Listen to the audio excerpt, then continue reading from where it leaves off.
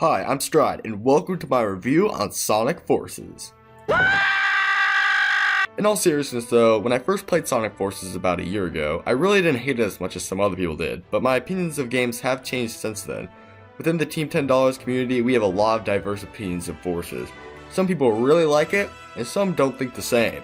Throughout these Forces debates, I've kind of been stuck in the middle between the two conflicting arguments, so I think it would make the most sense for me to review the game. I'll be breaking down this video into different parts: history, story, gameplay, presentation, and then the overall.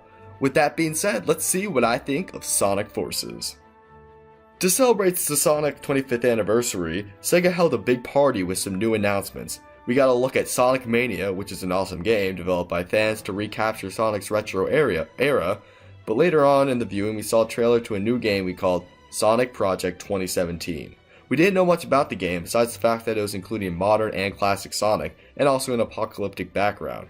Fast forward to South by Southwest, we got a reveal of the name and some gameplay and some footage. In May, we got a glimpse at a new character joining modern and classic Sonic, being the custom avatar. That's right, you can play as whoever you want, including Big the Cat. During E3, we also got to see some new info on the game, with like the returning bosses being Chaos, Metal Sonic, and Shadow. Three awesome villains that had their own mark on the Sonic series. Oh, and then there was also Zavik. We got a glimpse at Infinite, although we didn't see too much about him, he was still an intriguing character. After getting some more info here and there, we finally got to the game itself. That's all for the history of the game, so now that we covered that, let's get to talking about the game itself, starting with the story. I'm not gonna lie, I don't really play games for the story, and this game was no exception. It took me a couple times watching cutscenes for me to really understand what was going on, and I still don't really know if I'm spot on, but regardless, I'll try my best. So basically, Eggman created the villain Infinite, with a really lame backstory on how, I guess he got jealous by Shadow or something. So yeah, Sonic was being a cocky douchebag when all of a sudden he meets all his past enemies, and then also Zavik. Sonic gets his ass whooped by Infinite and his illusions, aka the other enemies, and Sonic then later gets captured because of that. Eggman takes over 99.99% of the world, but the Resistance doesn't give up there because Knuckles hires a civilian to help because one extra person in an army is definitely going to change everything. I'll be referring to the custom avatar as Freddy just so we're on the same page. Tails is busy being a nerd when all of a sudden Chaos comes out of nowhere. While Tails is finding the need to be a little pussy, Classic Sonic comes out of nowhere from the portal he went through in Mania, gains about 40 pounds in the process, and then just like that he kills Chaos. That's the last we'll see of Chaos in the entire game.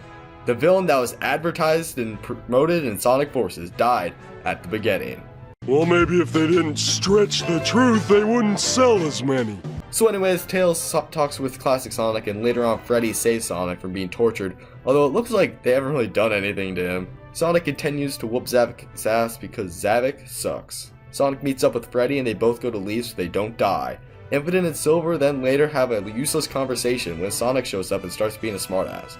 Sonic can't defeat Infinite for the second time and Infinite flies off with his edgy dubstep music. Infinite and Eggman are in Green Hill and Infinite destroys some prototype of this Phantom Ruby thing for some reason, and then Eggman gets pissed that Infinite didn't finish Sonic. Tails and Classic Sonic hear in on the conversation, Eggman and Infinite leave. Classic Sonic and Tails meet up with Freddy, and then they go to the Resistance base and then Tails blows off Sonic. Sonic and Shadow find out that Infinite is creating fake illusions of enemies. Freddy then faces off against Infinite, but Infinite is still undefeated. A bunch of random boring stuff happens, so let's just fast forward later on to when Sonic and his friends go on a full-on war against Infinite and his illusions. Everyone gets under the control of the Phantom Ruby, so it's basically just controlling their reality. Freddy uses a Phantom Ruby to stop the sun from killing everyone, but then it ends up breaking it.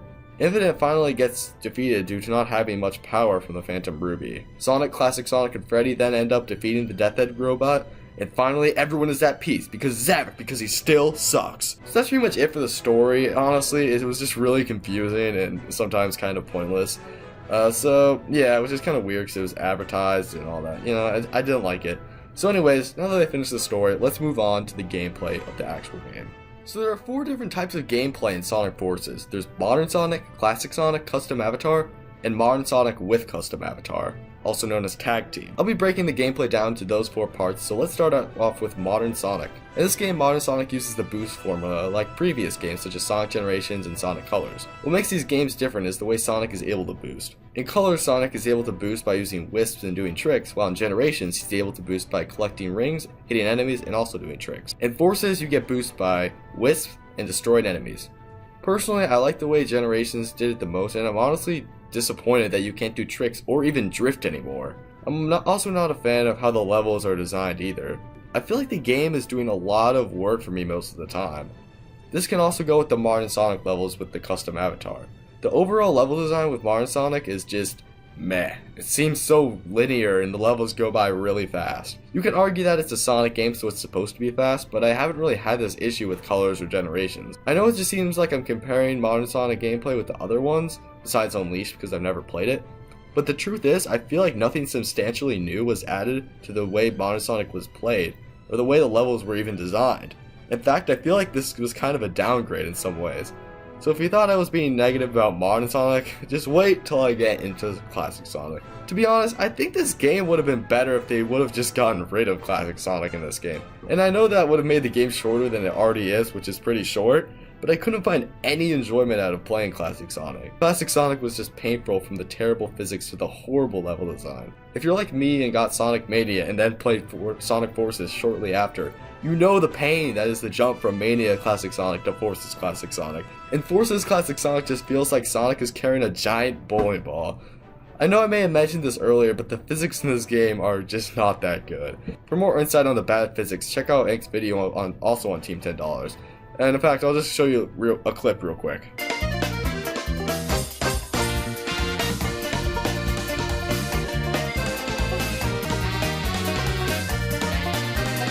I don't want to make this video just me hating on Classic Sonic, but he just made the game worse in every way, and I really hope they don't bring it back into another game like this. And if they do, I hope they make him enjoyable like Classic Sonic and Generations. So now that that's out of the way, I can move on to the gameplay of the avatar, or should I say, Freddy.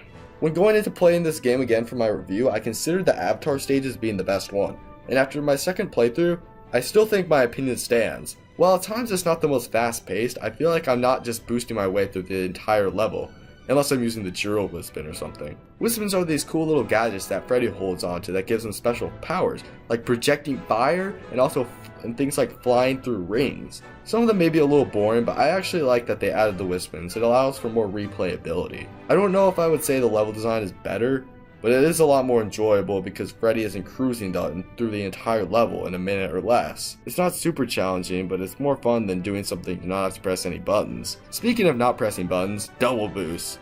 A couple times in the game on the Modern Sonic and Freddy levels, you have this moment where a big circle on the screen tells you what to do and press a button repeatedly to perform a double boost. The funny thing is, you don't even need to press the button. Don't even touch the controller, and you'll be going just as fast in about a second as you would if you spammed the button. This also goes for the QuickTime events. There are certain ones where you actually have to press the A button, but even then, you don't really have to be close to the target. It's stuff like that where Sonic Forces feels like it's just doing everything for you when it comes to gameplay. I'm not gonna lie, my favorite part of Sonic Forces was the avatar customizations. I think Sonic Team did a really nice job at giving us different options when it comes to customization, and they were even nice enough to give us a gamer hat. My favorite levels personally are probably Modern Sonic and Avatar levels, aka Tag Team levels like Null Space and Arsenal Pyramid. Overall, the gameplay in this game has some cool parts and a lot of bad parts too. When it comes to the music in Forces, I'm kind of on and off. I like some of the songs, especially the ones with the lyrics like Fist Bump and Fading World. On the other hand, there are a lot of dubstep songs that sound like trash. When comparing the music in this game to other Sonic songs, it's not very good, but comparing it to other games, it has good parts and bad parts. This game was built with the new Hedgehog engine too, and maybe it's just because I was playing on the Switch, but I feel like Unleashed and Generations looks just as good, and if not better than Forces. Some stages look really good in this new engine though, especially Sunset Heights. I understand that there's usually a custom avatar involved, but the cutscenes sometimes look really weird. I don't know if it's because they wanted the cutscenes to look like the game, or just time constraints. A lot of this game has an apocalyptic type feel to it, and it sometimes works, but most of the time it's just out of place, especially with characters like Classic Sonic, who don't really fit the tone of what the game is trying to set. It's hard when it's supposed to be a serious cutscene, but it ends up looking like this. I may have mentioned it before, but the game itself is only like 3 hours, which is kind of a bummer considering it was hyped up to be the next big 3D Sonic game. Overall, the game gives an okay presentation, but just like anything else in this game, there's nothing really too special. So overall, if I had to give Sonic Forces a rating in one word, it would be meh.